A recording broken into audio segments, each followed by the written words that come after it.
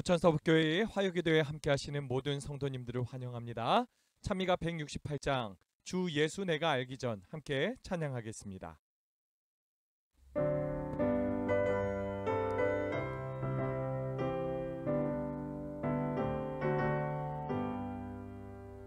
주 예수 내가 알기 전 날 먼저 사랑했네. 그 크신 사랑 인하여 내 영혼 거듭났네. 주 나의 안에 계시고 나 주의 안에 있어. 저 포도비유 같으니 참 좋은 나의 친구. 내 친구 되신 예수님 날 구원하시려고 그 귀한 몸을 버리사 내 죄를 대속했네.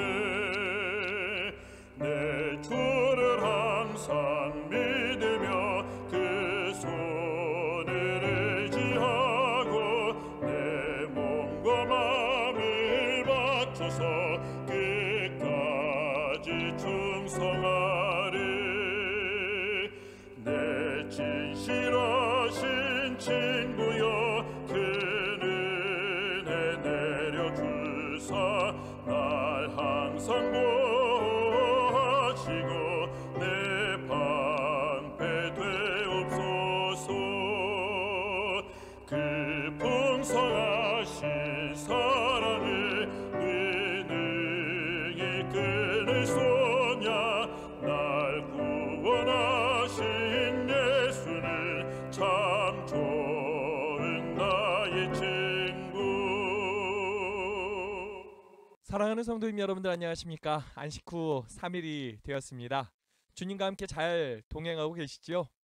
주님께서 늘 함께 하시어서 형통한 인생을 사는 주님의 성도된 부천서북교회 성도들 되길 바랍니다. 시대의 소망 함께 있기가 벌써 2권을 마치게 됐고요. 오늘부터 마지막 3권을 보게 됩니다.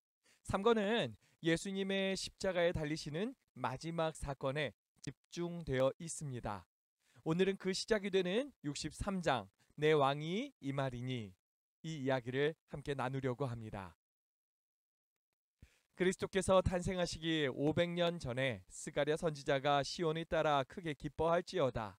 예루살렘이 따라 즐거이 부를지어다. 내 왕이 내게 임하나니 그는 공의로우며 구원을 베풀며 겸손하여서 나귀를 타나니 나귀의 작은 것 곧 나귀 새끼니라고 예언한 대로 예수님께서는 다윗의 보좌에 약속된 후계자로서 즉 왕으로서 예루살렘의 주일 중 첫째 날 나귀를 타고 입성하셨다.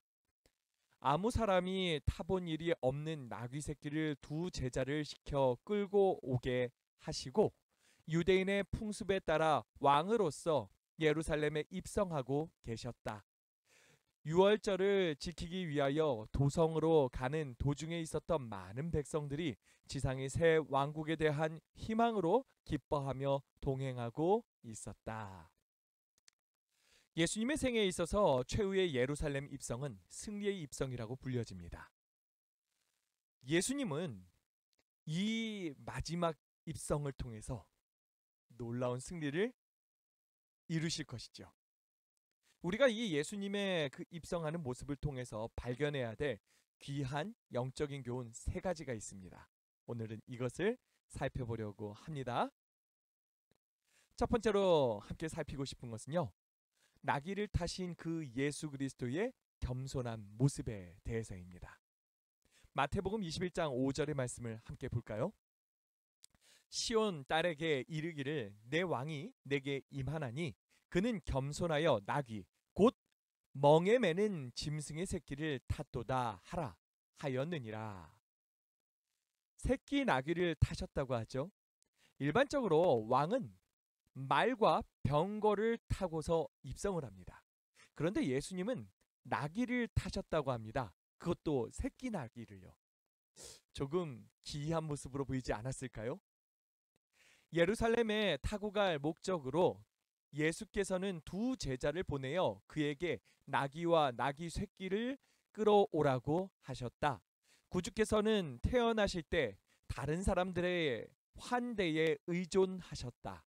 그가 누우신 구유는 빌린 안식처였다.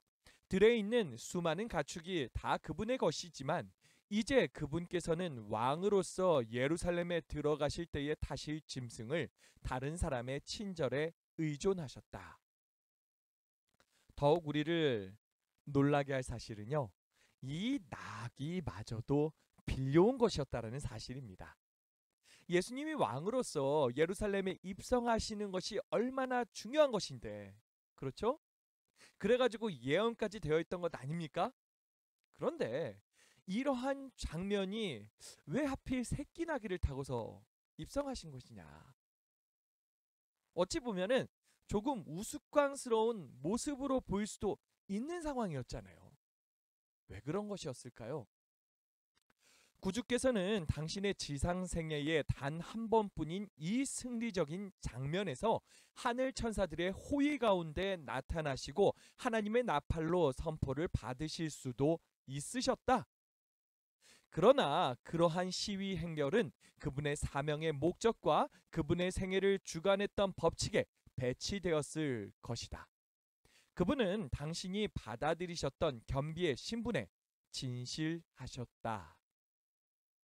만왕의 왕 예수께서는 오만하고 불손한 지배자처럼 왕이나 병거를 타지 않고 새끼 나귀를 타고 평화의 왕, 온유의 왕, 겸손의 왕으로서의 그의 수도에 입성하신 것입니다.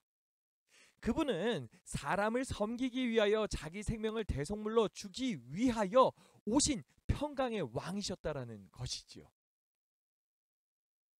일찍이 이 세상에서 이와 같은 승리의 행렬을 본 일은 결코 없었다. 그것은 세상의 유명한 정복자들의 행렬과 같지 않았다. 왕다운 용맹의 전리품인 심음하는 포로들의 대열도 거기에 없었다. 그러나 구주의 주위에는 죄 많은 인류를 위하여 그분께서 사랑으로 행한 수고의 영광스러운 전리품들이 있었다. 그곳에서 예수께서 사탄의 권세로부터 건져주심으로 그 구원을 감사하여 하나님을 찬양하는 포로들이 있었다. 그분이 눈을 뜨게 한 소경이 길을 인도하고 있었다. 그분이 혀를 풀어주신 벙어리가 가장 큰 소리로 호산나를 불렀다. 그분이 고쳐주신 절름발이가 기쁨에 넘쳐서 제일 적극적으로 종려나무 가지를 꺾어서 구주 앞에서 흔들었다. 과부와 고아들은 그들에게 베푸신 그분의 자비하신 일로 인하여 예수님의 이름을 높이고 있었다. 깨끗함을 받은 문둥병자들이 그들의 깨끗한 옷을 그분의 길에 펴고 영광의 왕으로서의 예수께 만세를 불렀다. 무리 중에는 그분의 음성으로 죽음의 잠에서 깬 자도 있었다. 그의 몸이 무덤에서 썩고 있었던 나사로는 지금 건장한 남자의 활력으로 기뻐하며 구주께서 타신 짐승을 몰고 있었다. 그 광경이 상상이 가십니까? 어쩌면 세상의 왕들이 나귀를 타고 겸손한 척 연출을 했다면 그것은 굉장히 우스꽝스러운 모습이 맞았을 것입니다. 하지만 이 행렬의 주인은 겸손의 왕이시고 평화의 왕이신 예수님이시기에 이 광경은 오히려 더 경이롭게 보였다는 것이죠. 이 행렬에는 전쟁의 포로를 대신해서 사탄의 권세로부터 구출해낸 구원받은 이들이 함께하고 있었죠. 이들이 자신이 받은 그 구원의 기쁨을 가지고 예수님을 찬양하면서 열렬히 환영하는 모습이 그곳에 있었다라는 것입니다. 주님으로 인해서 새로운 삶을 얻게 된 자들의 기쁨과 감격 얼마나 컸겠습니까? 구속을 체험한 자들이 그렇지 않습니까?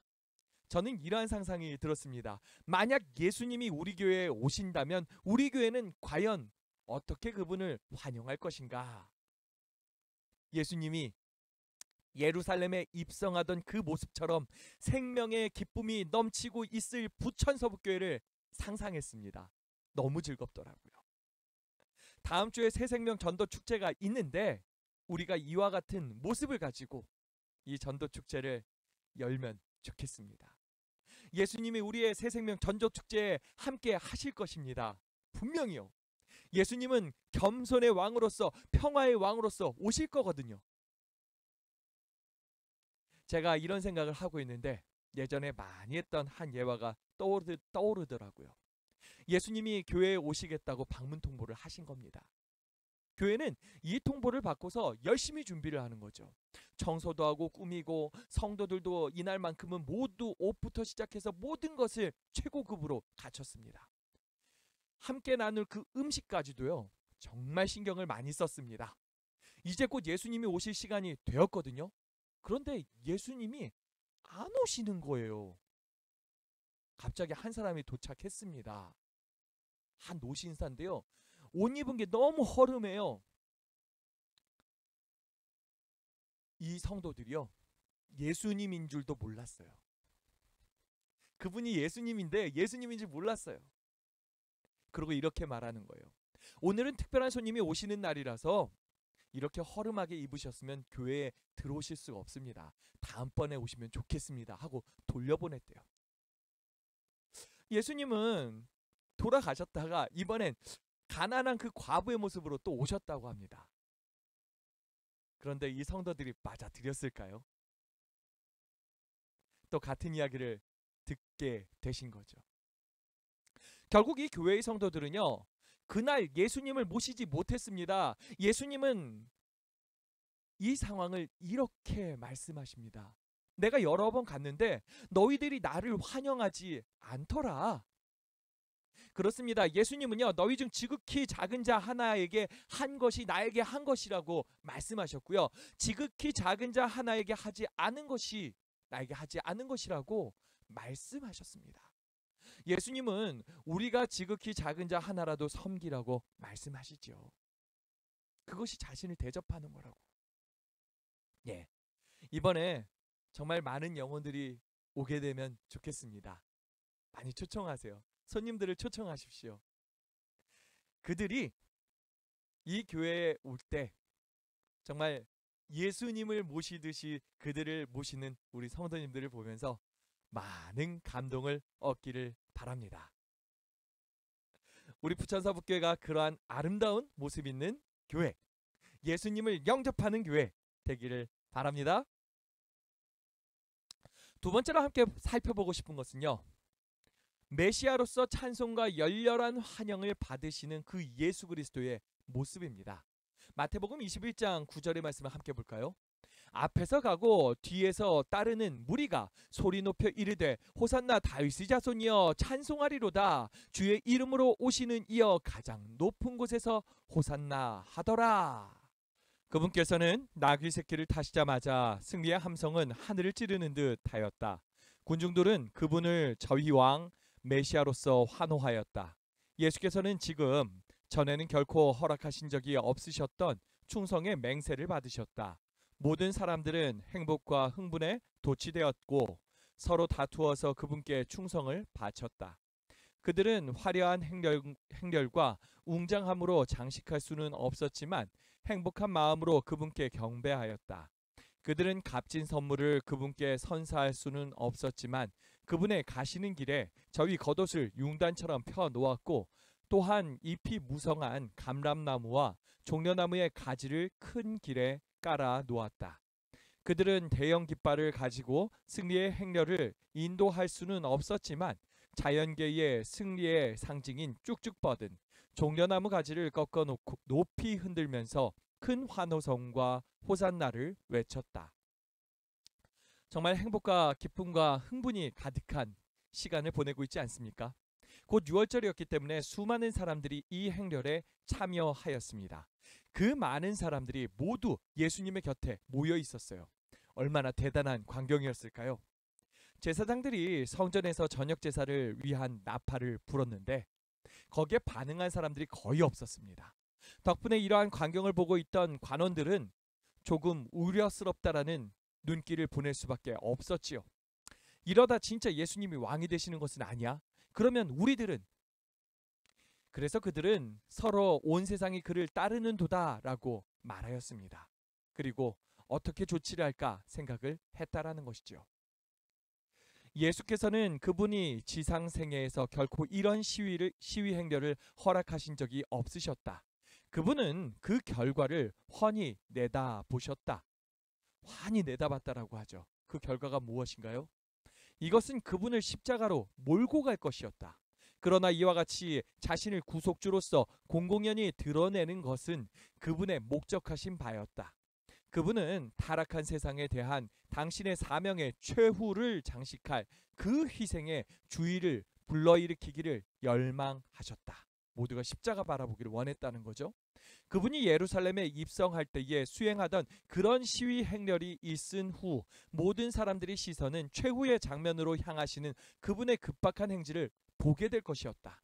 승리의 입성과 관계된 사람들은 각 사람의 화제가 될 것이며 모든 사람의 마음에 예수를 소개할 것이었다. 예루살렘에 입성하는 행렬에 함께하였던 모든 이들이 저희 생애 중 최고의 날로 보였던 이날에 이 기쁨의 장면이 곧 있을 주님의 엄청난 고통과 죽음의 서곡이었다라는 그 사실을 알았다면 그날은 정말 침울한 구름이 드리운 것 같은 그늘진 날이 되었을 것입니다.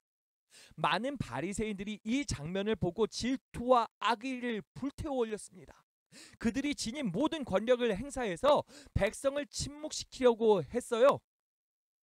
그들의 간청과 위협은 이들의 열심을 더욱 증가시킬 뿐이었습니다. 그들은 최후의 수단으로 구주께 나아가서 선생님이여 당신의 제자들을 책망하소서라고 책망과 위협의 말을 했잖아요. 이때 예수님은 이렇게 말씀하셨습니다. 내가 너희에게 말하노니 만일 이 사람들이 잠잠하면 돌들이 소리 지르리라. 그렇게요. 이들이 예수님이 이 말씀에 침묵할 수밖에 없었다라는 것이죠. 이 승리의 장면은 하나님께서 친히 지정하신 것이었다. 만일 사람들이 그분의 계획을 수행하는 데 실패하였다면 하나님께서는 생명 없는 돌들에게 음성을 주셔서 돌들의 찬양의 환호성으로 하나님의 아들을 환영하게 하셨을 것이다. 만약, 아주 만약 정말 사람들이 예수님을 환영하지 않음으로 인해 가지고 돌들이 소리 지르는 그 광경을 보게 되었다면, 정말 이 놀라운 광경을 보게 되었다면 이들은 더 할 말이 없지 않았을까요? 이들의 죄가 더 명명백백히 드러나지 않았을까요? 자신들이 하나님의 아들을 거절했을 뿐만 아니라 백성들마저도 다 하나님을 거절하게 만들었던 것이잖아요. 이게 얼마나 큰 죄입니까? 예수님은 나를 믿는 작은 자 한 명이라도 실족하게 하면 차라리 연자맷돌을 목에 매어 바다에 던져지는 것이 더 나을 것이라고 말씀하셨잖아요. 참 다행인 것이요, 이들의 방해에도 불구하고 백성들은 예수님을 만났고 진심으로 기뻐했고 그를 경배하고 찬양했다라는 것입니다. 돌들로 찬양하게 하리라. 하나님의 자녀들인 우리가 진심으로 기뻐 찬양하지 않으면요, 하나님은 돌들이 찬양하게 만드실 수 있다라는 것을 우리가 기억하길 바랍니다. 하나님은 거기까지 가는 거 원치 않으세요. 누가 찬양하길 원하시는 거요? 바로 우리들이 하나님 찬양하기를 원하신다라는 것입니다. 당연히 우리는 그렇게 할 것이잖아요. 그렇지 않습니까? 우리가 찬양할 것입니다. 우리가 기뻐할 것입니다. 주님으로 인해서 우리가 행복해 할 것입니다. 그렇지요? 곧 다시 오실 주님을 기쁨으로 맞이할 준비를 하시는 저와 여러분들 되길 바랍니다. 이 세상에서 주님의 그 구속하신 사랑을 깊이 있게 체험해서 정말 그 깊이 내 영혼의 그 깊은 데서부터 나오는 이 찬양이 하나님께 돌려드려지기를 소망합니다. 그러기 위해서라도 매일 매순간 나와 함께 하시는 주님을 보시길 바라요. 우리를 실족하지 않도록 정말 우리를 위해서 최선을 다하시는 그 인도하시는 주님을 보시길 바라요. 또한 우리에게 맡겨주신 소중한 이들이요, 그들에게 이 놀라운 사랑의 소식을 가지고 다가가시길 바래요. 하나님께서 우리를 통해서 그들을 사랑으로 감동시키실 것이거든요. 하나님의 살아계심을 보게 만드실 거거든요.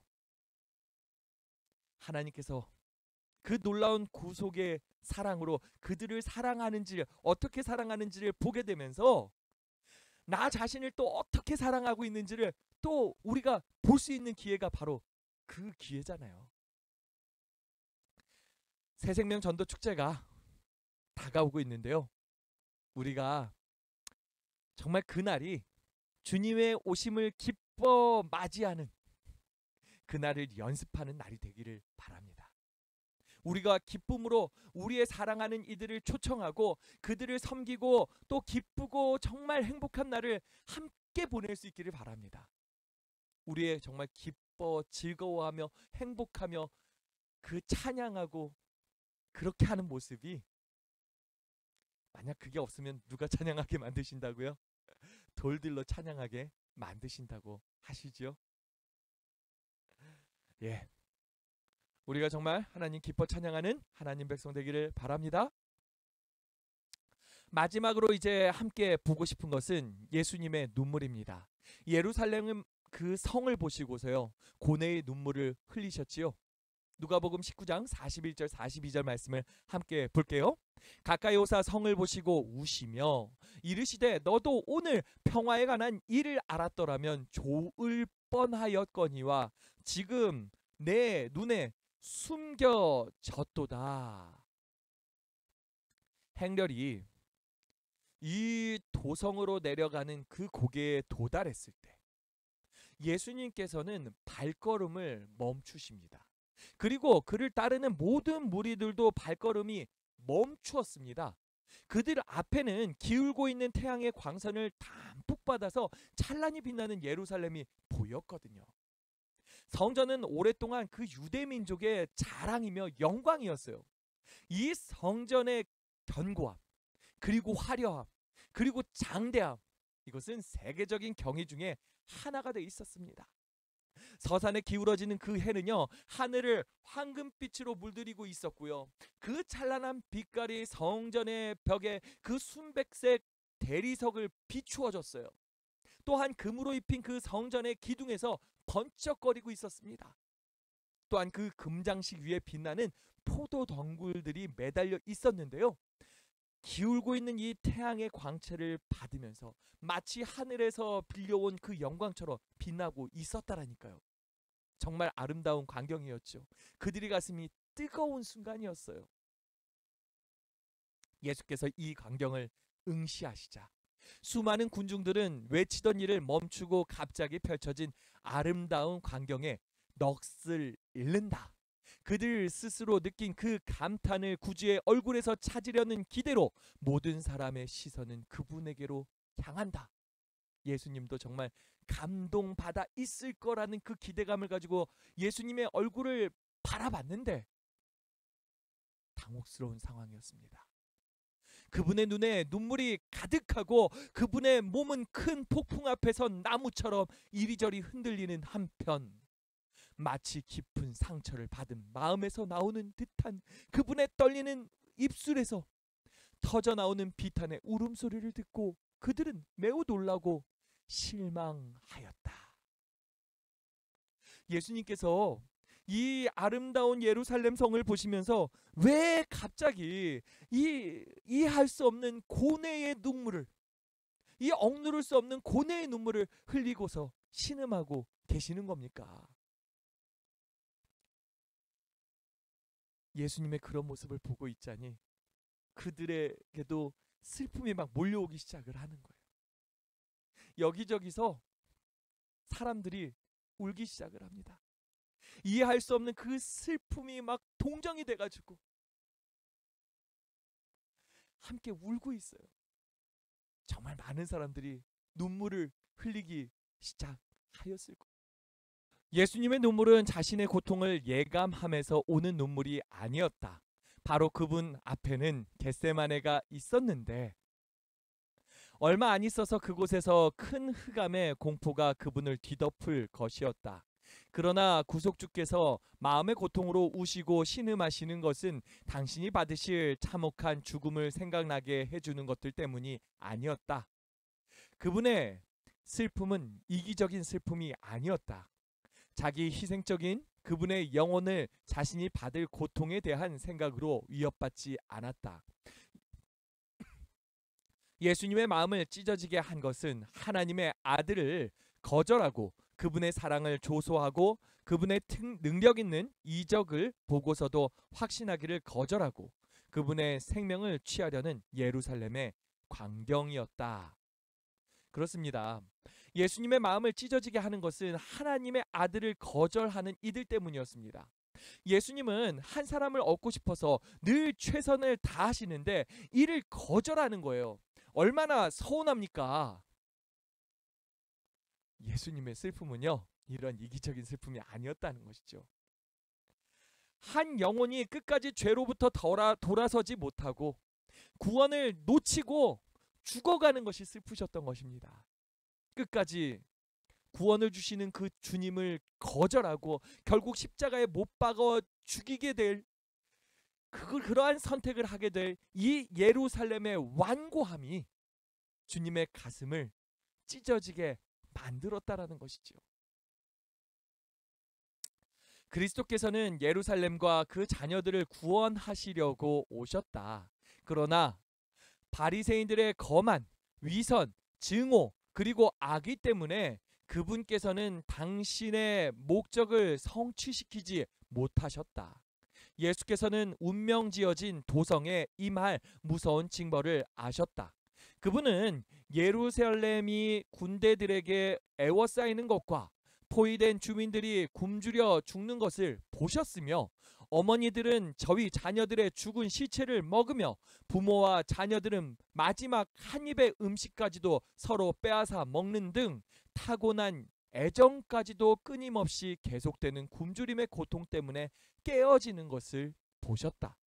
그분은 당신의 구원을 거절한 데서 확실히 나타난 유대인들의 완고함이 그들로 하여금 침입하는 군대에게도 역시 항복하기를 거절하게 만들 것이라는 사실을 보셨다. 그분은 당신이 십자가에 달리실 갈바리 언덕에 삼림의 나무들처럼 빽빽하게 십자가가 세워지는 것을 보셨다. 그분은 그 처참한 거민들이 고문 때와 십자가에서 고통을 당하며 아름다운 궁정은 파괴되고 성전은 황폐되며 성전의 거대한 벽들은 돌 하나도 돌 위에 첨 놓이지 않고 마치 그 도성이 밭과 같이 파헤쳐질 것을 보셨다. 이 무서운 장면을 보시고 구주께서 고민하시며 우신 것은 당연한 일이었다. 예수님께는 앞으로 이들에게 펼쳐질 무서운 미래가 보였습니다. 그들의 완고함으로 인해서 닥쳐오게 될 끔찍한 미래 말이에요. 이러한 예수님의 모습을 생각하면서요, 예수님이 오늘날 이 세상을 바라보시면서 무엇을 보실까? 또한 이 세상을 감당해야 하는 재림교회를 바라보시면서는 어떤 반응을 보이실까? 그리고 우리 부천 서북교회를 바라보시면서는 또 어떤 반응을 하실까라는 생각을 해봤어요. 오늘날 교회의 미래가 걱정되는 때가 왔습니다. 여러 사람들이 위기라고 이야기를 해요. 젊은 세대들이 점점점 줄어가고 있고요. 교회는 계속해서 노령화되고 있습니다. 그 속도가 점점 빨라져요. 전도는 점점 힘들어져 가고 있지요. 시대가 많이 바뀌었거든요. 이러한 보고와 분석을 듣고 있거나 저 자신이 그런 분석을 하고 있을 땐 참 가슴이 아픕니다. 하지만 저는 우리 교회를 바라보는 주님의 표정은 결코 눈물을 흘리시는 것이 아니다라고 믿고 있습니다. 오히려 미소를 짓고 계신다. 그렇게 믿고 있습니다. 그렇게 안 믿으면 목회를 하기가 너무 힘들 것 같거든요. 재림교회가 그리고 우리 부천 서북교회가 힘들고 어려운 시간을 보내지만 힘들고 어렵게 더 연합할 수 있는 것이고 마음을 모아 기도할 수 있는 것 아니겠습니까? 우리는 다른 할 수 있는 것이 없어서 오직 주님만을 의지하는 것이지요. 주님을 의지하면서 이 어려운 터널을 통과하기만 한다면 우리에게 주님께서 마련하신 미래가 있을 것입니다. 주님께서 모든 것을 다 주관하실 것입니다. 이것을 믿으세요. 이것을 경험하기만 하면요, 우리는 더 담대하게 앞을 향해서 나아갈 수 있을 것이라니까요. 우리의 할 일은 오직 주님을 믿는 것입니다. 믿고 더 의지하는 거예요. 기도를 멈추지 마시기 바랍니다. 주님께서 늘 함께 하시고 나를 인도하신다는 것을 믿고서 기도하세요. 주님께서 나의 작은 헌신을 가지고서 크게 사용하실 수 있어요. 마치 한 아이의 작은 도시락이 무려 5,000명을 먹였던 것처럼 말이에요. 주님께서 내 안에 영혼을 향한 간절함 심어주실 수 있습니다. 그 열정 주실 수 있습니다. 주님의 그 하신 것처럼 그 영혼을 위해서 정말 최선을 다하게 해 주실 분이 바로 우리 주님이시라는 거예요. 우리는 그저 믿고 주님을 끝까지 따르는 것입니다. 이제 결론을 맺으려고 하는데요. 예루살렘은 그분이 돌보아 오셨던 자녀였는 바, 사랑하는 아버지가 방탕한 아들에 관하여 슬퍼하는 것처럼 예수께서는 사랑하는 도성을 보시고 우셨다. 내가 어찌 너를 버릴 수 있겠는가? 내가 어찌 내가 멸망에 잠긴 것을 볼 수 있을 것인가? 한 영혼의 가치는 너무도 커서 그것과 비교할 때 온 천하는 얼마나 하찮게 보이는가? 그런데 여기 온 민족이 멸망당하려고 한다. 신속히 서산으로 기울고 있는 태양이 하늘에서 자취를 감출 때 예루살렘에 대한 은혜의 날도 끝날 것이었다. 그 행렬이 감람산 고개에 머물러 있는 동안에는 아직도 예루살렘이 회개하기에 너무 늦은 것은 아니었다. 그리스도의 위대한 사랑의 마음은 아직도 그분의 자비를 조소하고 그분의 경고를 멸시하며 당신의 피로 저희 손을 더럽히려고 하는 예루살렘을 위하여 간청하셨다. 만일 예루살렘이 회개하기만 한다면 아직 너무 늦은 것은 아니었다. 만일 그의 문으로 들어오고 계시는 구주를 받아들이기만 한다면 아직도 그 성은 구원받을 수 있을 것이다. 제가 이 본문을 통해서 희망을 얻습니다. 아직 늦은 것이 아니라는 거죠. 주님은 마지막까지 구원을 위해서 최선을 다해 주신다라는 것입니다. 만일 예루살렘이 하나님께서 주시고자 했던 그 선물이신 그의 사랑하는 아들을 받아들이기만 했다면 과연 어떻게 되었을까요?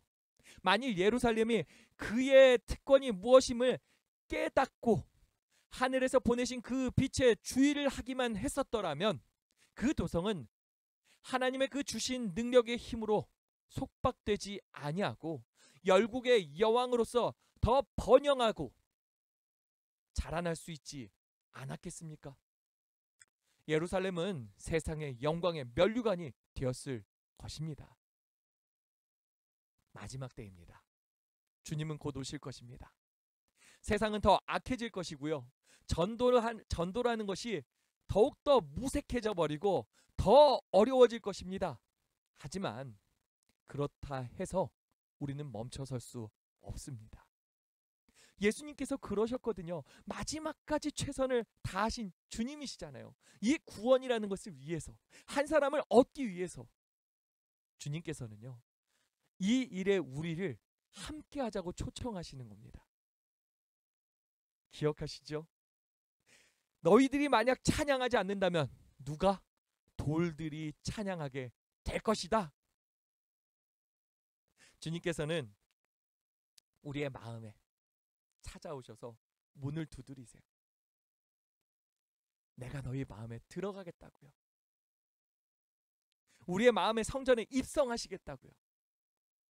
여러분들, 우리가 정말 기뻐하며 주님을 맞아들일 수 있길 바랍니다. 평강의 왕이시고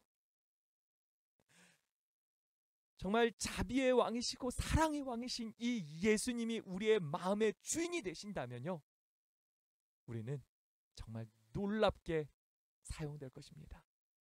이 세상의 평화의 도구로, 사랑의 도구로 활용될 것이에요. 우리를 통해서 하나님께서 정말 많은 이들을 구원하실 수 있다라는 것을 함께 믿을 수 있기를 바랍니다. 믿고 순종하는 저와 여러분들 되길 바랍니다. 하나님이 우리와 함께 하십니다. 이제 우리가 함께 기도하는 시간을 가지려고 합니다. 앞에 있는 기도 제목으로 함께 기도해 주시기 바랍니다.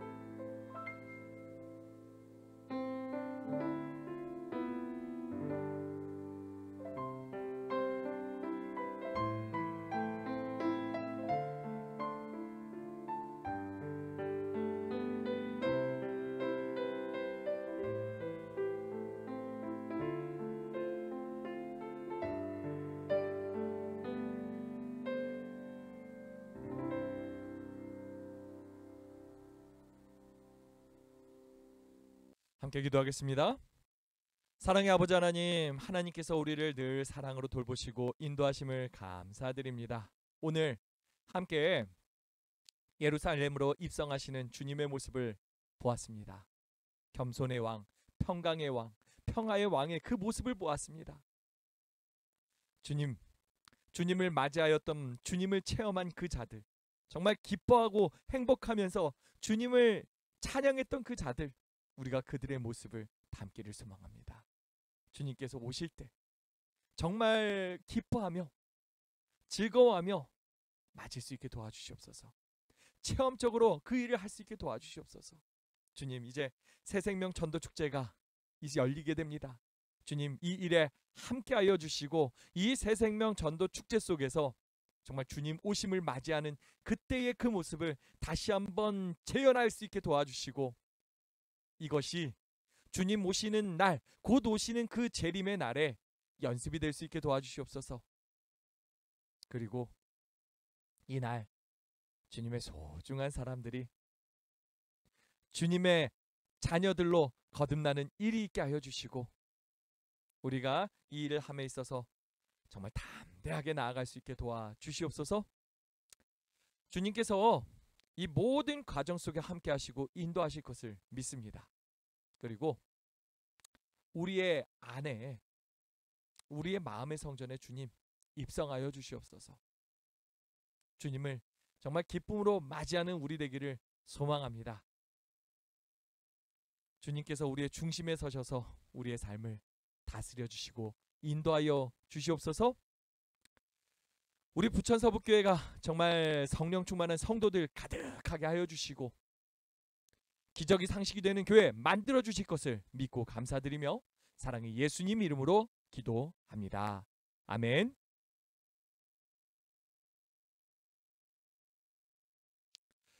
예배가 마쳤습니다. 우리 성도님 여러분들 한 주 잘 보내시고요. 승리하시고요. 이번 안식일 우리 또 기쁨으로 또 맞이하게 되기를 바랍니다. 내일 또 새벽기도 있습니다. 새벽기도에서 우리 다시 만나도록 하겠습니다. 안녕히 주무세요.